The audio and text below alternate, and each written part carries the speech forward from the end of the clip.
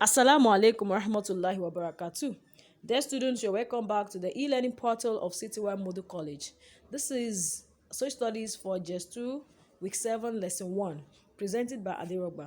And the topic is still attitude. We started attitude the previous class. So we shall continue by looking at the change of attitude. At the last lesson, we looked at how attitudes are formed. So today we shall look at how attitude change. Don't forget I told you that people hold certain attitude for a long time. However, attitudes are not permanent. They can change based on new learning, social influences, as well as by the nature of individual's motivation. So our attitude can actually change based on what? New learning.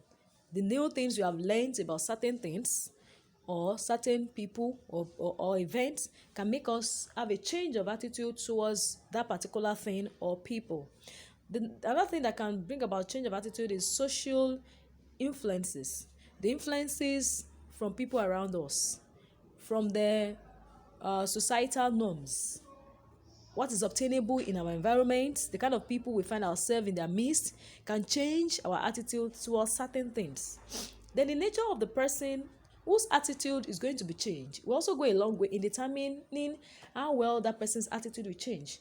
Some people are conformists. They are ready to bend. They are ready to accept what is available, what is obtainable in their environment. They can be easily made to drop certain attitudes or certain opinion about certain things based on what is obtainable in the environment, while others would always while others will always stand by what they believe to be right. So when you come across certain information about people or objects, it can change your attitude towards that thing or people. For example, most children do not like eating vegetables and fruits.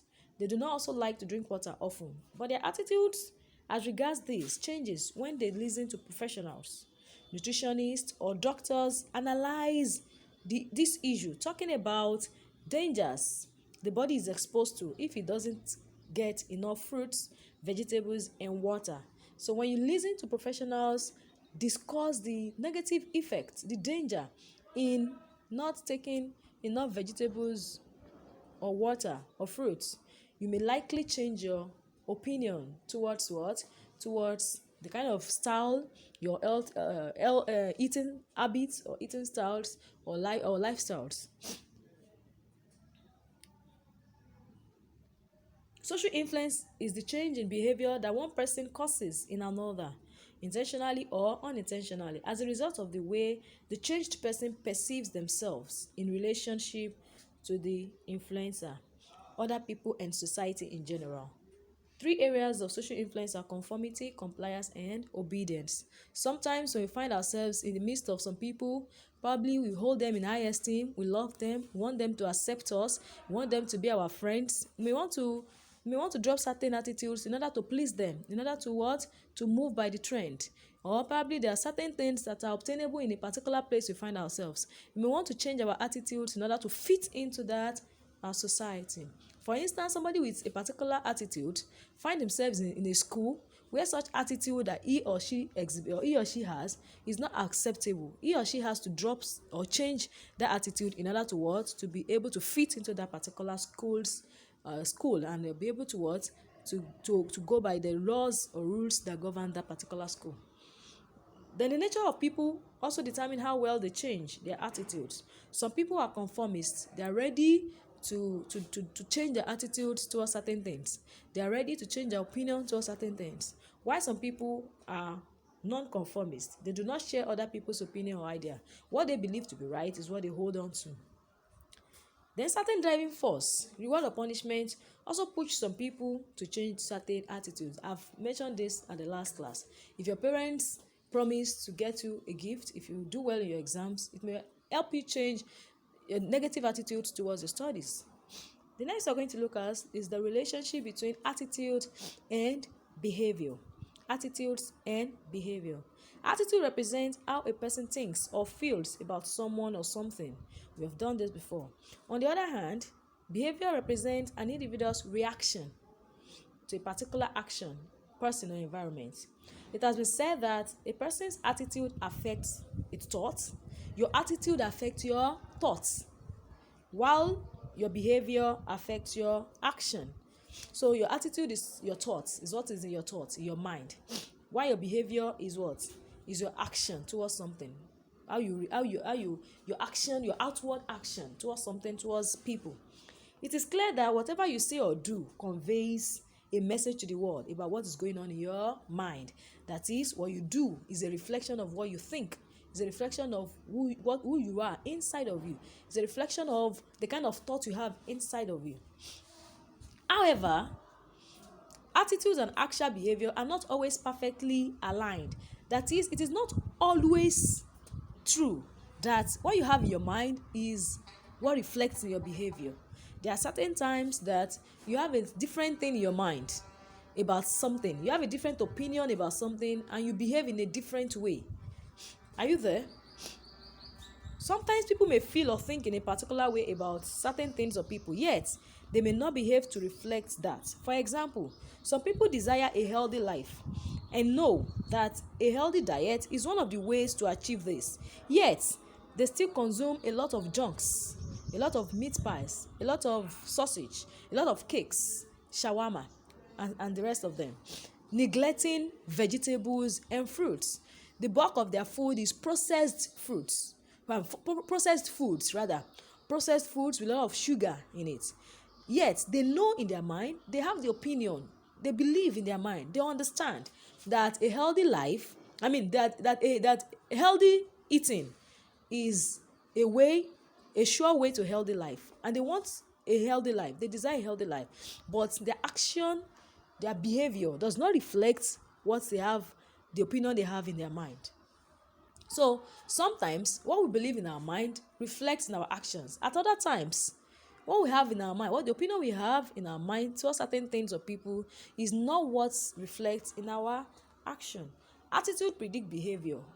This is the way our attitude can predict our behavior.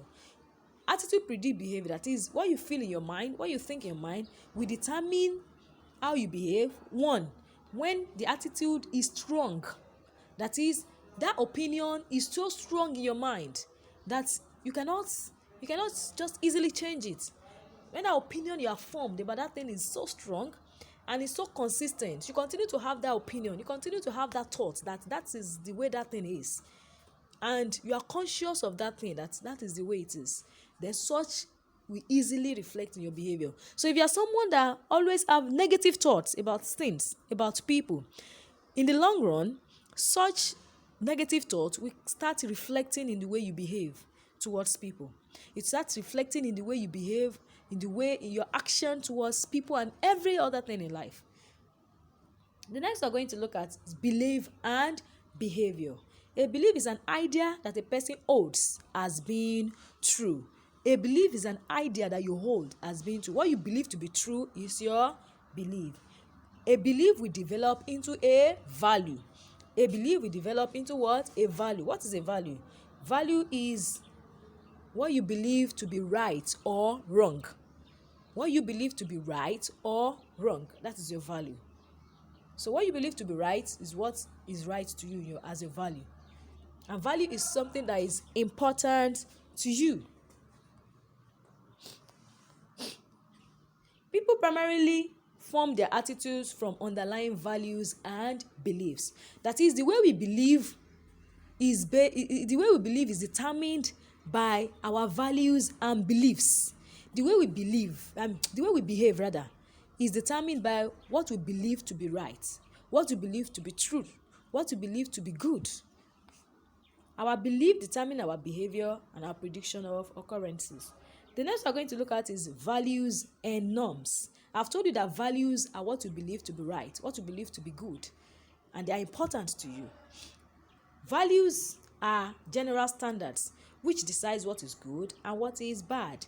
Norms are rules and expectations that specify how people should and should not behave in various social situations. So our norms, our societal norms, are what is acceptable in that particular society or what is not acceptable. Behaviors that are not acceptable or behaviors that are acceptable are what we refer to as social norms. Killing is not acceptable in our society. So anyone that kills has violated one of the values of the society. It is not allowed. Anyone that kills will be killed. So our societal norms, our rules and expectations, the way we expect that you should behave, our norms. So values and norms are closely related, because our norms, what is acceptable or what is not acceptable, is based on what we believe to be true or not to be true, or what we believe to be right or what we believe to be wrong. Do you get it? What we believe to be right or what we believe to be wrong, we form what? We form our norms. We form our societal norms. We form the rules and regulations that will guide our behaviors. We form those behaviors that are acceptable in a particular society or not. So what the society believes to be right, what the society believes to be good, are those things that will now form their rules, or that will now form the way people must behave in that particular society or not. So this is where we are going to stop today. May Allah increase your knowledge and understanding. Assalamu alaikum warahmatullah.